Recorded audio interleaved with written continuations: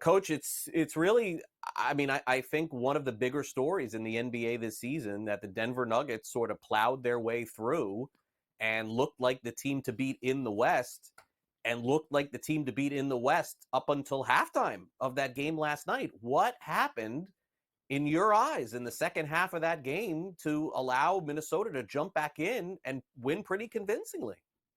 Well, good to be on with you as usual, Craig. It's honestly the defensive intensity by the Minnesota Timberwolves in the second half was just absolutely fantastic. You look at that huge, I think it was 32-9 run that started in the third quarter. They just literally just locked in, and the defense that they played. You got to remember, folks, this was the best defensive team in the NBA by most metrics. To look at a team like Minnesota in the second half that held the team to 14 out of 39 field goals. It's very simple, folks.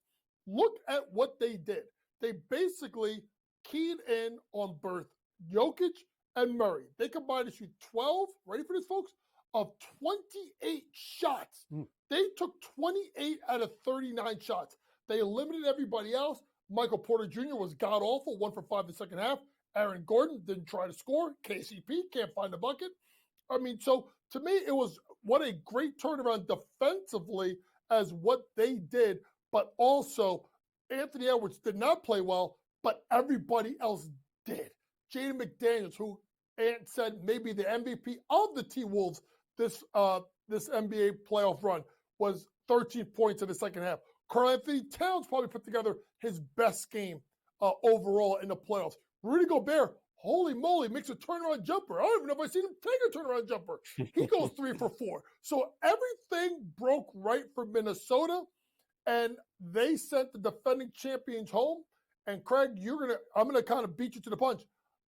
This team could be the NBA champions, the Minnesota Timberwolves.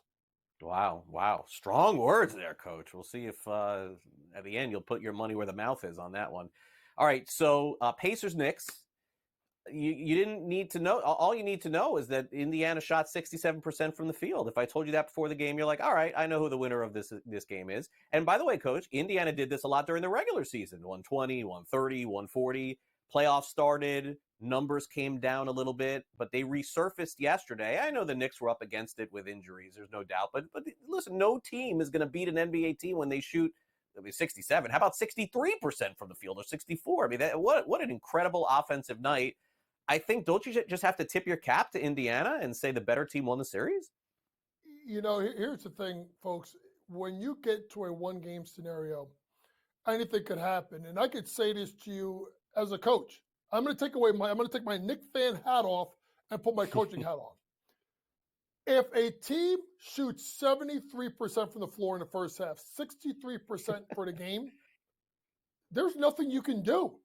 Right. They could have had Julius Randle, Mitchell Robinson, Bojan Bogdanovic, Hart could have been healthy, OG could have been healthy, Patrick Ewing could have came out of stands, John Starks, LaCharles Freewell, Walt Frazier, Willis Reed, it wouldn't have mattered. You shoot that well from the floor, you're going to win. So hats off to Indiana. Now, I will say this. It's going to be very intriguing what happens in New York. This is a New York team that, I will say it, has galvanized and really grabbed a hold onto the city. They have that New York grit, the New York toughness. To see OG Anunoby, who had no business playing, trying to come out and play. To see Josh Hart come out and play, no business playing. They earned the respect of not just the New York community, but the NBA for how they battled. Now, if the Knicks were healthy, they wiped the floor with the Pacers. But we don't do what-ifs, Craig. You got to go out with what you got. Indiana took advantage of it in the last 2 games. I think the Knicks lost the series in game 2 when OG went out. Remember, he had 28 points in game 2 when he went out in the third quarter with the hamstring injury. Even if they just have OG, I think they advanced because that's how Siakam got loose once OG got hurt. So congratulations to the Pacers. Your prize is to get whacked by the Celtics in 5 games or less.